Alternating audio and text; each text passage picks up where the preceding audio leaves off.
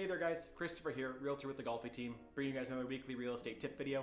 In today's episode, we're going to be talking about first-time home buyers. So buying your first home can come with a lot of questions. Nobody really teaches you what to do, and it can be kind of a scary endeavor to take on. So in today's video, we'll talk about things like how much money you need to save, how do you know how much you can afford for your first home, and working with a realtor.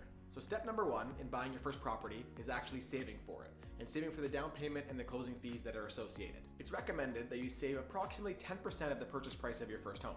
So for example, if you're looking at a property that's $300,000, you should be saving roughly $30,000 previous to submitting an offer. So out of this 10%, 5% of it will go towards your down payment. As long as you are a first-time home buyer and you've never owned a piece of property before, then the government offers a first-time home buyer incentive where you only need to put 5% down on your first property. So again, if your property was $300,000, you'd be putting down $15,000, as long as my math is correct. The other 5% that you've saved will go towards all the different closing fees. These fees can kind of vary depending on how much shopping around you do. On the lower end, if you do a lot of shopping around, you can get the fees down to about 1.5%, or in some areas where you can't do as much shopping, you might pay up to 5% for these closing fees. These closing fees are made up of things like home inspection, mortgage insurance, lawyer's fees, and property tax. So any time is really a good time to start saving. Ideally, you would have started saving when you were 10 years old, but not everyone has access to that. So as long as you start today, you're on your process of saving for your first down payment. So after you set some goals and you started to save some money, you can move on to step two.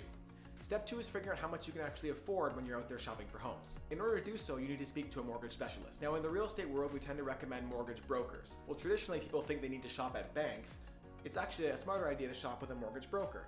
A bank can offer you a mortgage, but they're only going to offer you a mortgage that's been supplied by themselves, where a mortgage broker has the ability to shop around with different lenders and find you the best rate and the best mortgage. They'll shop around with insured lenders, non-insured lenders, and even the banks themselves. This ensures you're gonna get the best rate and you're gonna end up with the happiest with the mortgage that you obtain. So after you speak with a mortgage specialist, whether it be the mortgage broker or the bank, you'll go through your finances with them and they'll come back to you with what's called a pre-approval. Now this pre-approval will give you a value for how much you can afford based on the finances that you gave. This is a really important tool, and often people will skip this step and not actually get a pre-approval and go out and start looking at homes. If you know exactly how much you can afford, you have a significant advantage over everyone else who's offering on the same property as yourself. This allows you to negotiate better and submit a stronger offer that more sellers are likely to take, especially in a market like today, where it's a strong seller's market and the competition is very, very high in those homes that are under $500,000. So now you've started saving your money and you've got a pre-approval. Next step is finding out what type of home you like. Now the process of looking at different homes can vary. You can take a drive around your neighborhood and just take a look at homes from the outside and kind of gauge what you like and what you don't like. You can spend some time on the weekends going to open houses.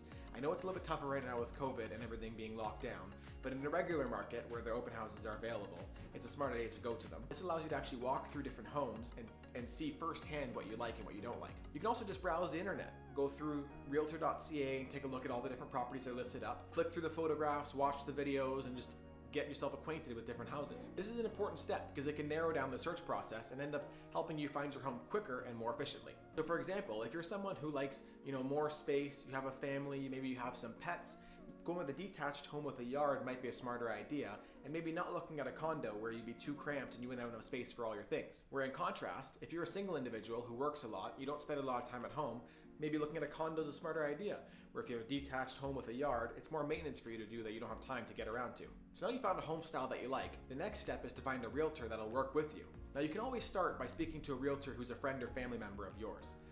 If they are outside of the local market though, however, it is a good idea to ask them questions and get some knowledge from them, but working with a realtor in your local market is very important. That friend or family member that's a realtor might even be able to refer you to an agent that they know and they trust in your area. Working with a local realtor is important because they know the local market, they tend to know the bylaws of the city that they live in, and they have more experience there and they'll know more of the little nuances that happen with the transactions in that area. An example of this would be if you take a realtor who lives downtown Toronto and one who lives in a rural area, they'll have different expertise in different things. The realtor who lives downtown might know condo law inside and out, but doesn't really know the things that go along with rural properties, such as cisterns or wells or septics. That's why it's important to actually find someone who's in that area and has expertise in what you're looking at. It's also important to do your research and find someone who's reputable with experience in the field that's going to get you the best deal possible. So now you've done all the first 4 steps. So you've started saving some money, you got a pre-approval, you know how much you can afford, you know what type of home you like, and you found the perfect realtor for you. Now's the fun part. You get to go around and tour different homes and find the one that's perfect for yourself. So after you find the perfect one, your realtor will help you and walk you through the process of submitting an offer, and hopefully it'll get accepted by the sellers, and you'll be sitting there eagerly waiting to move in on closing day. So let's do a quick summary before we end the video. Step number 1, start to save some money. The recommended 10% is probably the best idea if you can do that. Step number 2, speak with a mortgage specialist to find out how much you can afford and obtain that pre-approval. Step number 3, take a look around at your local market and find out what kind of home that you like. Step number 4, find a great realtor and help you along the way. And then step number 5, work with them to submit an offer on the property that you love. Well, that's all I got for today, guys. I hope I answered some questions and I helped somebody out. Again, I'm Christopher, Realtor with the Golfi team. Take care and have a great weekend.